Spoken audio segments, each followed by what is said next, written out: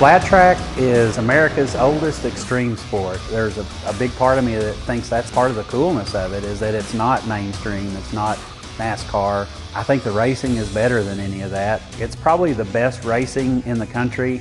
Once you see it, you'll like it from then on. This level of racing is to motorcycle racing is what NASCAR is to car racing. It is the top of the sport. Speed, power, strategy, precision, endurance, all on just 2 wheels instead of 4. With the help of other enthusiasts, Ada native Sean Brassfield has parlayed his lifelong love of this thrilling sport into an annual marquee event in the heart of the Sooner State. Well, I've been a fan of flat track my whole life. I grew up racing motorcycles and still play with them and cars and everything else, and I love dirt circle track racing for one thing. They used to come to Oklahoma City at the fairgrounds. The last time they were here was about 17 years ago. And so over the last several years, it's just kind of been a dream of mine to try to work and bring a national back to this part of the country, because it's been very absent from anywhere in the central part of the country. Flat track racing has been around for a very long time. While there have been variations of it staged all around the world in different conditions, including on ice, the idea remains the same: to go faster than everyone else. It kind of evolved in I think in the 20s.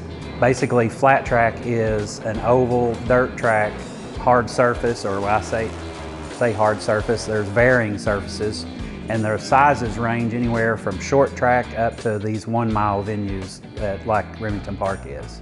Back in those days, they didn't have any brakes. Now at least they have a rear brake. And like anything, the equipment has evolved. It's very sophisticated, purpose-built race machines. They're beautiful. In 2016, Brassfield approached the Chickasaw Nation about bringing a national flat track race to Remington Park in Oklahoma City. Other stops on the tour also used adapted horse racing tracks, but none as attractive as Remington Park.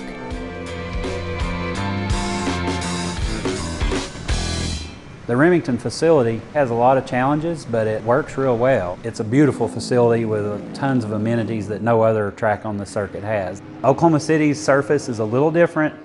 The cushion track, they're able to lean on the racetrack more, they're able to move around more in the corners. At Oklahoma City, you'll see lots of passing in the corners.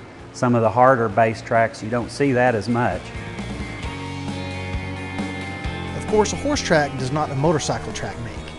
Pounding hooves require a different surface than rubber tires. And while Remington Park's facilities around the track are top-notch and need no enhancements, the racing surface itself had to be modified. Some of the facilities they go to, they're able to utilize the same surface. Most of the horse tracks have a real deep material, and that's not ideal for flat track. And so what we're doing at Remington Park is days of preparation. We're removing about 8 to 10 inches of that soil off of the track surface, and we're going to race on the base that is underneath that. It's a crushed compacted limestone.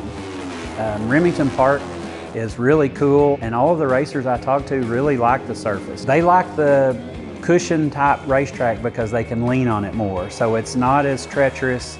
They're able to move around a little bit more in the corners, so they tend to like that.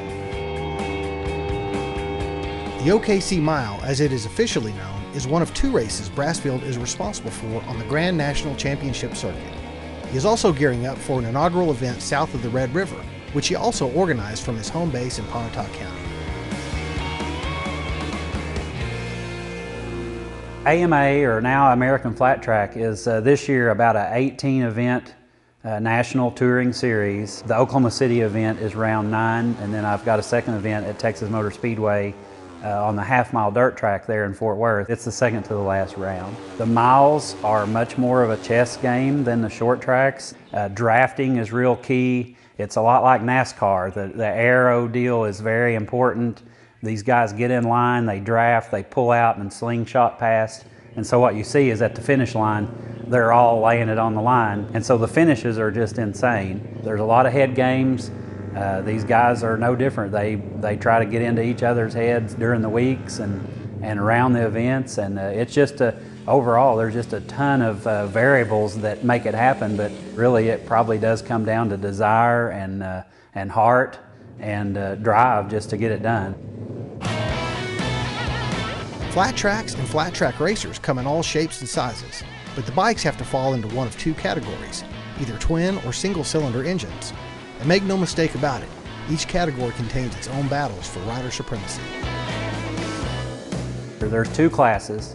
The premier class is called the AFT Twins.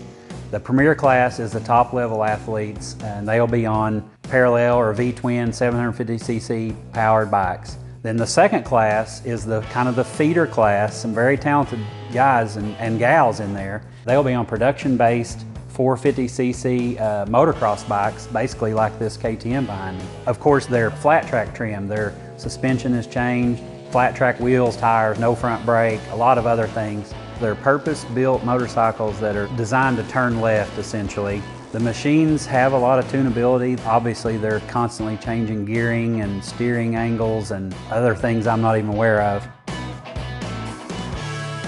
Flat track racing predates many motorcycle manufacturers, especially those located outside the United States. Because of its American heritage, it comes as no surprise that homegrown models have dominated and still dominate the racing field. Historically, Harley-Davidson has kind of owned the sport, and originally, when in the 50s or so, there was a huge rivalry between Indian motorcycle and Harley, and we've seen that come again here this year. Those are two of the primary brands, but you'll see Kawasaki. There's some Yamahas, and there's some development from all of these corporations that are working on purpose-built bikes. They do have a minimum weight rule. They're trying to get the power to the ground, so to speak, and make it real rideable. And so I know there are some minimum weight rules on the wheels and the wheel assemblies and things, because they do some things with the ballast in the wheels and themselves trying to help control wheel spin. Within the rules, they're trying to maximize power, but it has to be a usable power. Riders who keep their machines under control, stay within the rules, and reach the highest speeds usually advance. Fans, of course, are well aware of the incredible speeds achieved on the track, but newcomers to the sport are often blown away by the spectacle. Some of the faster miles, Springfield is 140 miles an hour. Their average lap speed is over 100. So their corner speed doesn't come off of that very much. Oklahoma City last year, it's more of a cushion type track, so they're more in the surface than on it. And so the speeds are down a little bit. They were just a little over 120 last year. We're working to hopefully make the base slightly harder this year. We should see the speeds inch up closer to 130 mark. Racing motorcycles at speeds consistently higher than 100 miles per hour is not for the faint of heart. Those connected to flat track racing remain well aware of its inherent dangers and constantly work to make the sport as safe as possible for participants. It is dangerous. Obviously, anytime you got a human going 100 miles an hour, and if anything goes wrong, it's not a good situation. And it's not like car racing where you're strapped in a cage. Obviously, these guys take safety very seriously and wear the best in equipment, in leather and protection and helmets and things. The series itself and everyone around it, the promoters, are really looking and reevaluating and trying to better the safety at each event. Remington, I think, is probably one of the safer mile tracks. The track is 90 feet wide. We're only going to race on 70 feet of it. We're not going to be racing on the outer 20 feet, which is near the guardrail. The AMA or the AFT folks, they come in and they put in these giant air fences on both ends.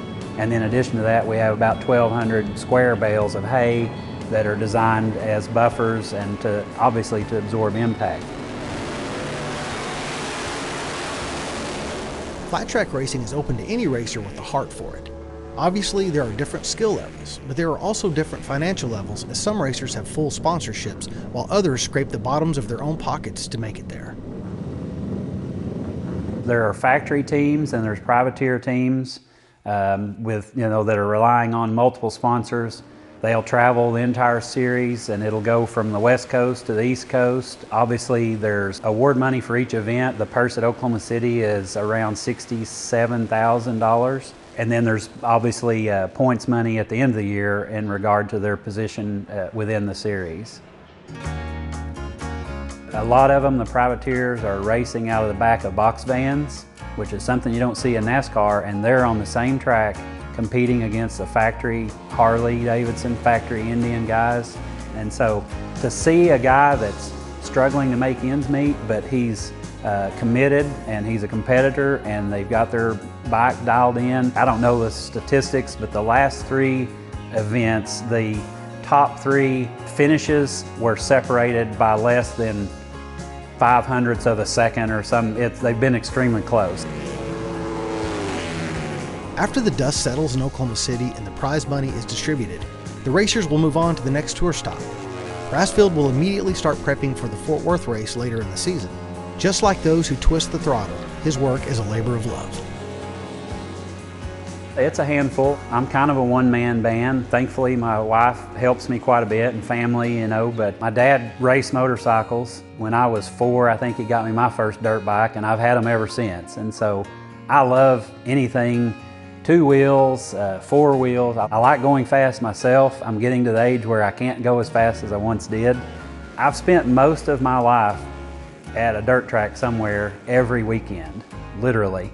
And that, good or bad, my wife might say that's bad. I enjoy it, I love it, I love competition, and these guys are competitors.